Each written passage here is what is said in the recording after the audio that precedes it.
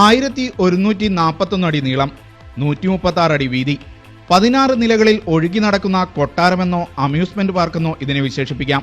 സാങ്കേതിക വിദ്യയുടെ കാര്യത്തിൽ ലോകത്തെ ആദ്യ സ്മാർട്ട് കപ്പലാണിത്. അകത്ത് എന്തെല്ലാം ആഡംബര സൗകര്യങ്ങളുണ്ട് എന്ന് ചോദിക്കുന്നതിനേക്കാൾ എന്തില്ല എന്ന് ചോദിക്കുന്നതാകും സൗകര്യം.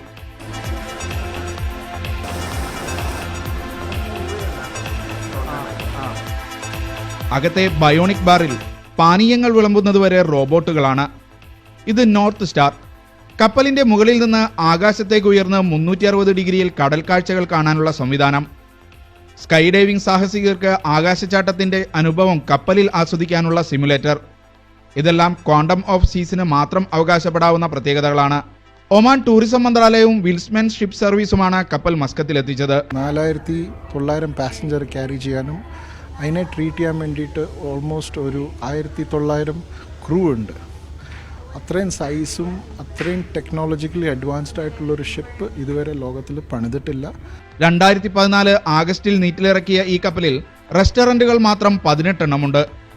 കളിക്കാനും കുളിക്കാനും വ്യായാമം ചെയ്യാനും നാടകം കാണാനും ഉല്ലസിക്കാനുമുള്ള സൗകര്യങ്ങൾ വേറെ.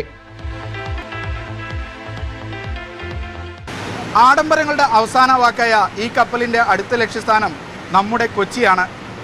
മസ്കത്തിൽ നങ്കൂരമിട്ട ക്വാണ്ടം ഓഫ് സീൽസിൽ നിന്നും ക്യാമറ പേഴ്സൺ ബിനു എസ് കൊട്ടാരക്കരയ്ക്കൊപ്പം ഷിനോ ഷംസുദ്ദീൻ, മീഡിയ 1.